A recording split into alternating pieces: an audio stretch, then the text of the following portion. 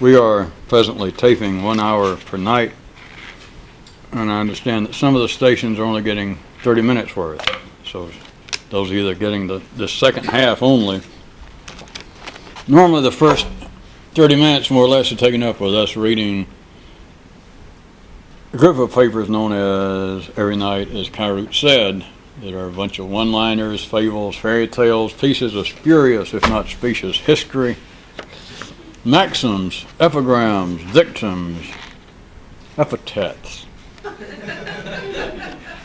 And as they're being read, the number of the pages being flashed up on the screen right off camera here, and those here in attendance write down pages that they would like to hear an additional comment on. Then I get the list, and then I reread it and see if there's some additional comment that might be made for your edification, entertainment, and as always, late night what? Dancing pleasure. So here we go. And Kyrut said, another definition: speech, the patina of thought. We have on numerous occasions, if you had taken a very crude view, given pretty hard body blows to talk. If you just had a casual, sarcastic view. But how about referring to speech as a patina of thought?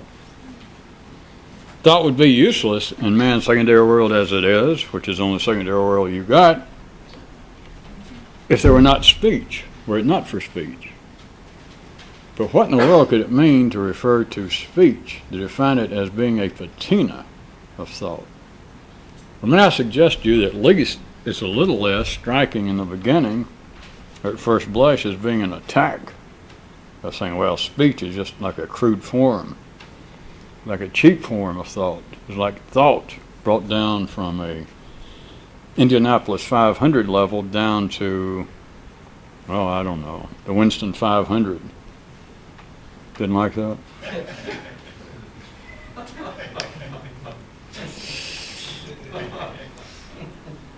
Oh, all right. It's like Stravinsky brought down to the level of Gershwin. Don't write.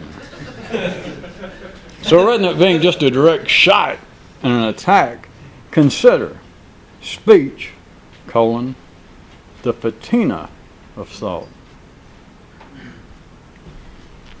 Well, I say it gives speech a little breathing room. There might be some who would say that it gives speech more than its proper due, but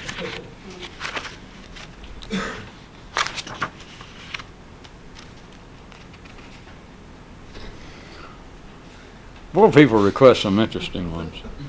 And Kyrut said, yesterday afternoon, two speakers mounted opposing soapboxes and verbally squared off in the park. The first one said, a hostile man is not an intelligent man.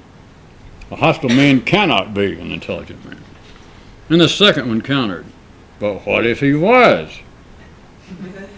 And the first one replied, that would be a sight to see. And then he muttered under his breath, not that I'd want to even be in the same universe with him. You can refer back to several levels. It's impossible to be critical and to think. Regardless of the fact I know and I could support it and argue it, if somebody'd give me a couple of dollars, and say that at the ordinary level, the critical facilities of man, even scientifically, in scientific fields, that is what distinguishes man. That's the only way that we make scientific progress is through our critical facilities. Forget mathematics, forget symbolic logic, and etc. If you're talking about the secondary world of man, and even there it seems to fly, but you have got to realize by now, if there's any chance of you benefiting from this, any claim that you make against the secondary world, anything that makes you mad, is simple. Anything that can make you mad is better than you are, is smarter than you are, or the old one that nobody ever has to hear again, is the guy that wondered whether it's a test, whether life at one time decided that maybe there is some possibility. Maybe you could actually learn to think in a real advanced way. But, I mean, hell, life has got, what, 5 billion people to screw around with? So it puts out this test. Life didn't ask me to help. I'm going to tell you, right now, at least from our level, I can point out to you the cheapest way, the easiest way to tell would be for life just to send down. Life would just pick out a family full of, some gypsy attorneys that got disbarred in Spain and got nothing else to do. A bunch of acrobats from Italy that got arthritis. Life, anyway, could just hire up this bunch of guys, maybe a dozen or so, and spread them all over the planet. And assuming they're real irritating guys. Let's assume that. And so they just wander around, and so one of them's got to be in your neighborhood. And so life sends him by your house. He does something like come up, and you got nothing but mud in your front yard, and he says, "Can I cut your grass?" And you think, see, and maybe you got signs, no trespassing, nothing. And you say, "Can't you read?"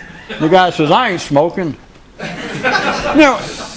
Just something stupid. And for you to go, "Good God." See, life didn't have to check any further. I don't know. Maybe you'll get another chance. I don't know. But anything that makes you mad, I don't care. You can be the Pope. You can be the Pope's brother-in-law. You can be the head of the Spanish Bar Association. But if there is actually anything, which there is, to this idea of an intellectual revolution or another way of thinking, then the statement holds. The idea has always been around, and people understand it that understand anything, that you cannot be hostile, you cannot be critical, and actually at that moment be intelligent. Now you can from ordinary views, and I know all that, but you cannot think anew. You cannot think beyond what you must. You cannot think beyond what is necessary if you're being hostile. When you're being hostile, at your very best, you're operating at your minimal level, which is part of the humor, in a sense, from a revolutionist view of righteous indignation. In the full sense, not a religious sense, but of being righteously indignant at other people's stupidity. It's the stupidity, the prejudice, the parochial, chauvinistic, unthinking, unenlightened viewpoints of those damn dunderheads right across our borders, right across our street, in the next neighborhood. And from all reasonable intents and purposes at your time and place, you could be in the avant-garde of your city's thought. I mean, what can be more progressive, objective, humane than to denounce those who are not? Right? I mean, how do you know? How could you be identified as being a progressive thinker if you will not stand up and denounce Peckerwood's prejudiced, narrow-minded people, right? That's the way life goes. Dancing with the dead. Prop them up, slap them around, and say, "Boy, you smell bad." Of course, the dead have the decency to never say, "Well, hey, you're the one that dug me up." I refer you back to polar-based energy in a three-dimensional world, which you have to dance with the dead if you're ordinary.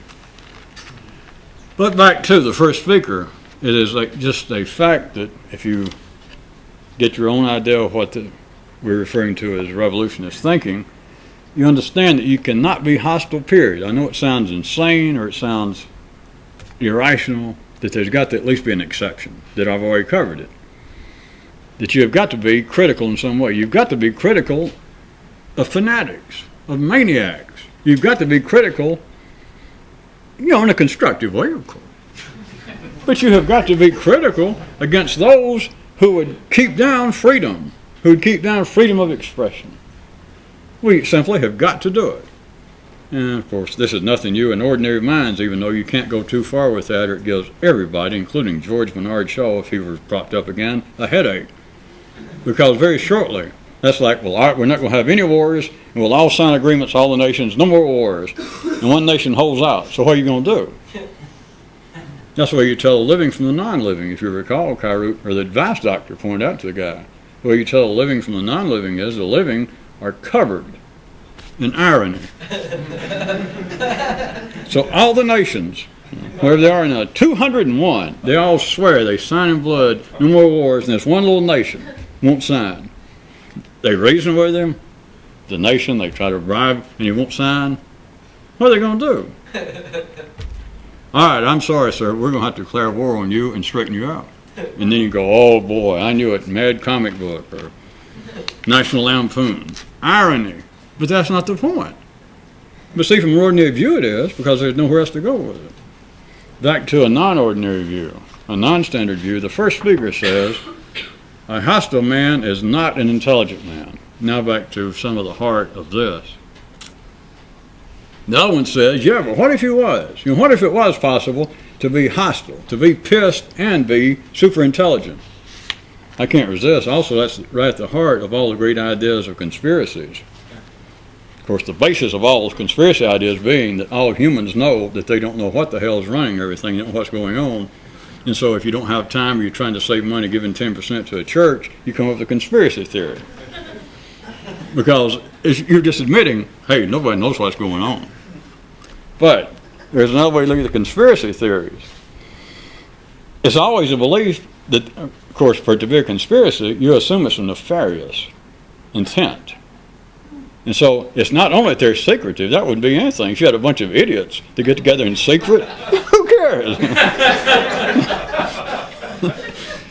a bunch of Mississippi bricklayers, with liver problems and half their brain rotted out. Who cares if they get together and they won't let anybody in? They rent a little room or they go to somebody's house once a month, and then they put up a sign, secret Mississippi conspiracy. Who cares? So, for it to be a conspiracy, it has to be that there is a danger. That is, that the people have some power. That is, you keep going just a little step further, they probably are superior to us. Because I'm not in on it. They didn't invite me. It's the idea also that the maniacal tyrants in history, the great ones, the ones that make all the biggest part of the index in the back of history books, is like they refer to it sometimes as the man was a mad genius. Attila or Nero. That there was a certain kind of madness and insanity, but Jesus, what intelligence. Of course, anybody that says that, and that's oftentimes historians, guys with PhDs, and many other people nod. But anybody believes that somebody hostile is intelligent. In other words, anybody believes that it's not just a poetic oxymoron, but to say there is with some of these madmen of history, the Genghis Khanses, there is a kind of divine insanity in many people. Seriously, you know this. Well, yeah. Give me a break. And you think that the ordinary world knows something? Yes, a kind of divine madness. Kairu just narrowed it down for you again. First Fiegel says a hostile man is not an intelligent man. Trust me for the sake of this story. That would be a fact. Another guy says, yeah, but what if? In other words, what if this thing about divine madness, what if that's true? Then the first guy said, well, all right, I'll admit if it was true, that you could have a guy critical, you could have one human turn around at this closed system and say, I don't like the way things are arranged, and actually have some basis for it, that he understood that things are wrong, and he's mad about it, which can't be. But if it were true, so the second guy's saying is like, he's just saying, well, for the sake of, make-believe, what if it were true? The first guy admitted, all right, that would be something to see. And the first guy thought, I sure as hell won't be in the same universe with it, though. Do you follow? That if it was such of a thing, that a human, and you're back to the old idea of destroying the planet for one thing, or destroying the gods, making the gods mad. If the dust bunny is produced inside of a closed closet, in some way can threaten the structure of the house, Jesus, the guy saying, I don't want to be in that house. I hope I'm dead and out of here. If it turns out that stale air in a closet can become a health threat to the closet. Of course, I'm pushing it further. It's not just a closet. We'll assume the closet's in the house somewhere. But you do see the guy did admit, just kind of for the sake of a punchline, he went, it would be something to see. That is something to think about. But personally, I don't think about it. He said, I don't want to be around if it could happen.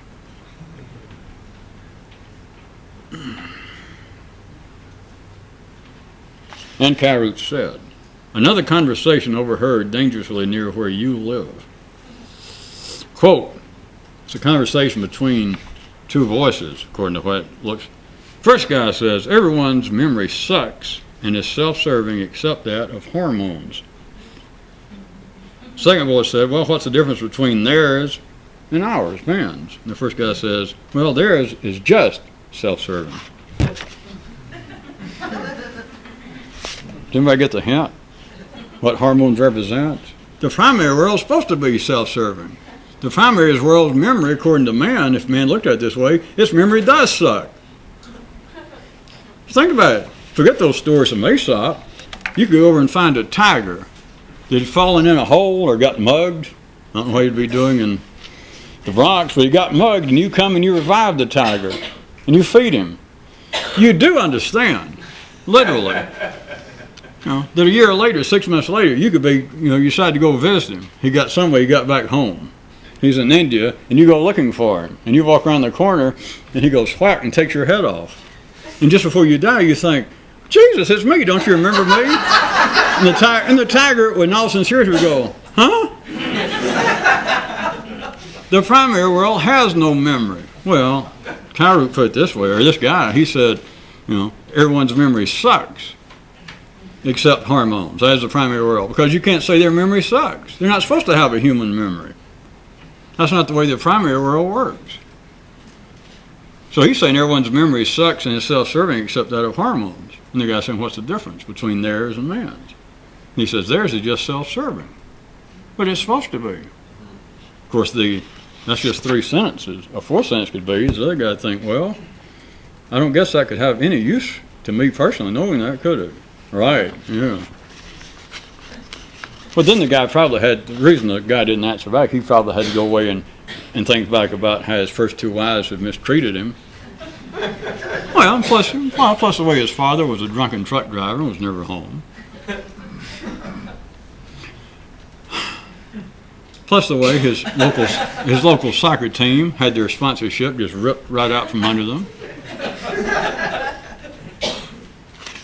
And why he can't afford to get his nose trimmed down to a reasonable, something that would fit into a teacup.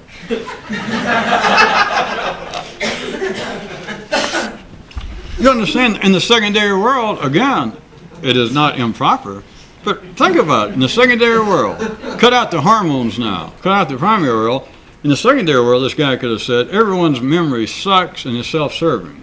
Forget the exception he put in, except, to get this character going, he said, except the primary world, hormones. And he didn't put in just the primary world. He said in you. That is the primary world in you. He's saying everyone's memory sucks and is self-serving except the primal memory, the primary world's memory inside of you. And the guy said, well, what's the difference between that and the rest of me? And he said, well, that part is just self-serving. The insinuation being the rest of it and now we're having to take a more complex, like a revolutionist view, then the rest of it's what sucks. Yeah, but where's the exceptions? Where's the conditions? Harut didn't give none. That's where they are.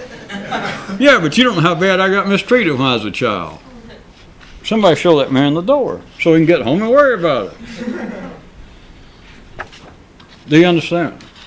The primary world is self-serving. That's what it is. That would be the tiger, assuming that tigers were man-eaters. I know I didn't pick the best example, maybe. But just you got in this territory.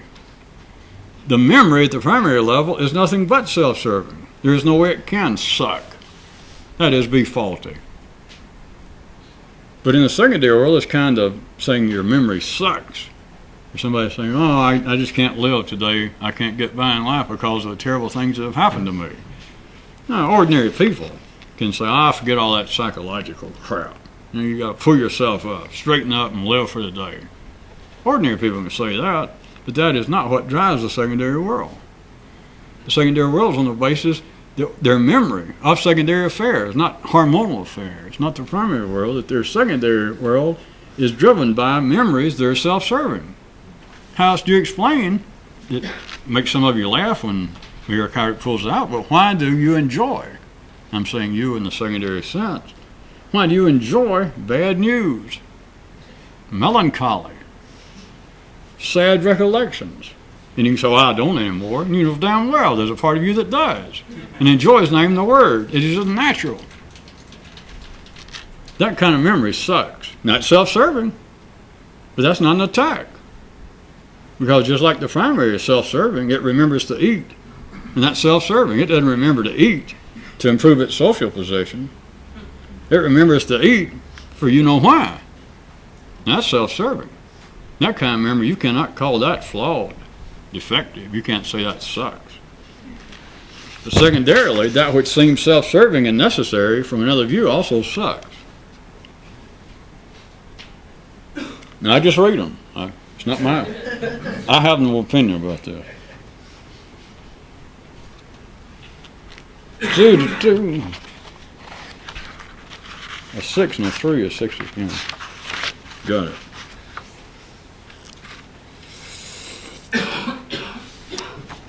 Well, here's one that I remember somebody really liked this one.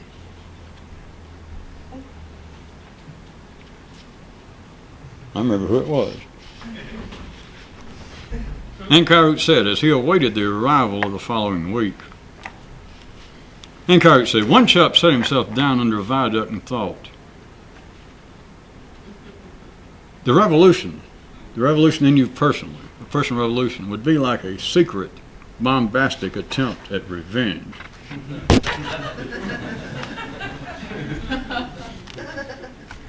Now, sure, I'm tempted not to do anything with that. Think about it. You know it doesn't mean that, don't you? Revenge at who?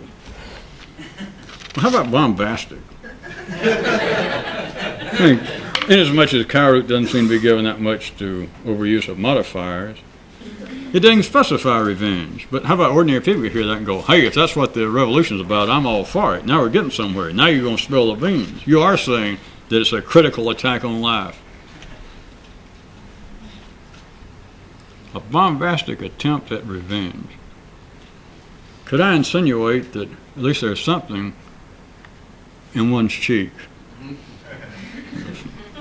Tobacco, sore, or one's tongue, and that the revolution might be a secret. Remember, it's got to be secret. Which there blows all your ideas about this being a sarcastic or cynical attack on life, because it's got to be secret. There's no qualifications there. He just says secret. In other words, nobody knows that you're doing it. So how can it be revenge even? Revenge against who? Oh, I don't know. Do I have to fill it all in for you? All right, what if I went ahead and just said, how about revenge against the whole arrangement? The whole arrangement. Nothing in particular, because then it'd be local. You'd be making claims and trying to figure out, well, wait a minute, I don't like this. And of course, then you're saying, but some of it's all right. I don't like people being richer than me, but of course I like being richer than some other people. I don't like having a nose this big, but I like having a nose that's not as big as his. You can't get revenge unless somebody knows about it. And it's got to be local. The insinuation I'm inferring, if it's secret to begin with, then nobody knows it's revenge. So you've already taken it out of the ordinary classification of revenge. But what if it is some kind of, I hate to say it, but I'm going to, what if it was some kind of like a little running play game of life, and that life knew what you meant, and it's kind of you running along the window in some parallel way, and kind of periodically, anytime that life seems to notice, and you go, just kind of kidding. To just you and life knows that, give me a chance and I'll get you, you son of a bitch. Which is kind of a joke. You know who's going to win, but it's like a secret, bombastic attempt at revenge. But after, instead of a period on that, put a big old smiley face.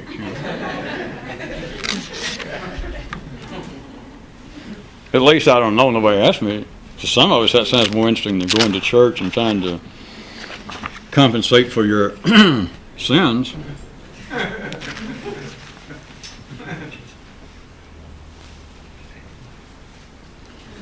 A long one. Ankarut said,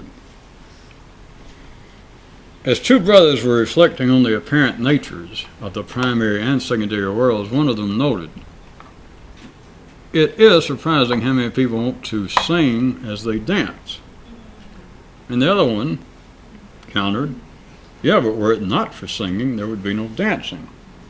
Now, since they have already, Karut sort of gave you a hint of what they were discussing the natures of the primary and secondary world, if you took the dancing here, and this is not the limits of it, But if you took it as being symbolic, if not metaphorical, for the primary world, and then say that people hardly now will dance without singing. Put another way, as I have done of late, people nowadays would not find eating, just for the sake of staying alive, that interesting anymore. If you're civilized and up to date and an ordinary person, nothing wrong with it, but eating is now more a sense of dining. You don't just eat to live, you eat to enjoy eating. It has to be more than just dancing. It has to be more than just a primary activity, or it should be, if you're ordinary. So the first guy is saying most people cannot live in the primary world, or they don't sing to anymore, without doing something secondarily. That is, they won't get up and dance without trying to sing. Which could sound like, again, if you're ordinary and you followed into that or wanted to, you could say, oh yeah. You say that is. People talk too much, people won't get on with their own business, they won't just speak plainly and tell the truth. They won't do what must be done, they want to yammer on forever about it. Something like that. But the second brother points out, yeah, but were it not for the singing, these people would not now be dancing. Which, if we're back to an ordinary world wherein such cosmic powers as a Jackie Mason or somebody could, rule things properly, you just like suddenly set up a singing and then you jerk the carpet out from under it. Like, wait a minute, I got that. And then it's gone. It's like coming out and saying, well, I'm going to give you a complex act because here I am with my ventriloquist dummy. And you suddenly take out a planer and within a matter of minutes reduce him to sawdust at your feet. Kairut giveth and Kairut taketh away. So the first brother says it's surprising how many people want to sing as they dance. And the second one says, yeah, but if they did not nowadays sing, they would not be dancing. That's just the first part. First addendum. It is therefrom thusly that at various ballrooms around the globe you find posted various, often conflicting verboten signs. All of the many things in the secondary world, all the rules of civilization, all of the claims saying thou shalt not, that you're in one place and it says, it seems to be, everything seems all right except you look up and there's a international drawing of a tango dancer with a slice through it. In other words, no tango dancing. And you move on and you dance somewhere else, and it's got nothing to do with nationality. I'm just figuring out easy examples, and suddenly you're somewhere else. St. Louis to be, if you knew what it looked like, a silhouette and an international symbol, say of Johannes Strauss Sr. with a slice. In other words, no waltzing. You might find no, and it had both of them, no waltzing or tangoing. Do you understand? Where would the complexity of the world be? Not only did people not get up and do and live the physical primary life, that is dance, but they also sing. And many of them, see, the insinuation is loaded with them. The first brother, you could take it as being an attack. As I said, if you're ordinary, you say, yeah, why not everybody try to sing? Everybody can't sing. Everybody cannot be an artist. Everybody cannot be a thinker. Why don't they just get on with their life? And, bricklayers shouldn't be out getting drunk and trying to show up here at the coffee shop on Poets Night. What the hell? And yet on a wider level, the brother pointed out, yeah, but there wouldn't be a coffee shop. There would not be a secondary world where not everybody, even those who can't sing, trying to sing. Then the first addendum is, then all around the world. Not only that, but you find not just people who apparently from certain views are not equipped to sing trying to sing, which drives the ballroom, but on top of that, you've got inside the ballroom itself conflicting rules, directions, allowances made for the type of activities permitted. And you can say, well, it is ridiculous. What in the world is wrong with their waltz? That is insane. You can spend the rest of your life making claims against these people at what idiots they are. But do note, if all the ballrooms are the same, life would not have the variety. The secondary world would not grow. There has to be that which appears to be the conflicting dances. And the last addendum to this whole part. That was parenthetical addendum. Now we're down to bracket addendum. After all, added old Uncle Charlie, if everyone didn't have their own little ways of doing things, there couldn't be any things ever done. Period, quotation mark, bracket, parentheses.